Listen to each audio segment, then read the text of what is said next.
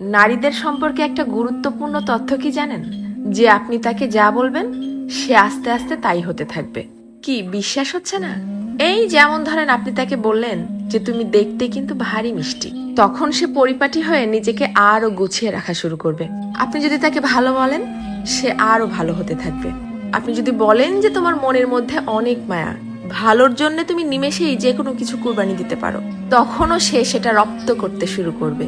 কিন্তু যখনই আপনি তার খুঁত ধরা শুরু করবেন, তার ছোট ছোট ভুলগুলোকে বড় বানিয়ে তাকে সবার সামনে অপমান করে ছোট করবেন, সে এটা পারে না, সে ওটা করে না, সে একজন বেয়াদব, সে একজন অসভ্য, মুখে মুখে তর্ক করে, সে একজন মারাত্মক রাগী তেজি জিদ্দি মহিলা, এ ধরনের কথাগুলো যখন তাকে কষ্ট দিয়ে বলবেন, সে কিন্তু আস্তে আস্তে তাই হতে থাকবে। কারণ তখন সে ইতোমধ্যেই জেনে গেছে যে আমার আর ভালো কিছু প্রকাশ করার মতো কিছু নেই।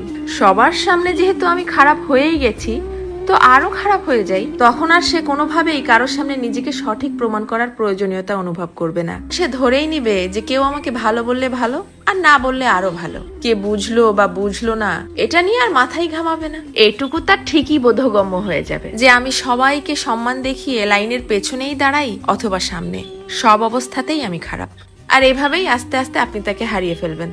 আর একজন নারী কখনোই একদিনে বা একটা কারণে নিজেকে সরিয়ে নেয় না, এর পেছনে থাকে কোটি কোটি কারণ। এর জন্যই কথাই আছে না যে কথাতেই জয় আবার কথাতেই ক্ষয়। কারো ভুল ধরিয়ে দিতে হয় একান্তে, সবার গোপনে। আর কারো প্রশংসা করতে হয় তাকে সামনে রেখেই সবার সামনে। কারো প্রশংসা করাও কিন্তু একটা মহৎ গুণ, যা মানুষের স্বভাব এবং আচরণকে নিমিষেই পরিবর্তন করতে পারে। মানুষ কথা তো বলতে শিখে যায় 2 বছরে, কিন্তু কোন কথা কোথায় কিভাবে বলতে হবে সেটা হয়তো শেখা হয় না 50 বছরেও। এটাও কিন্তু মানুষের জীবনের একটা বড় ব্যর্থতা।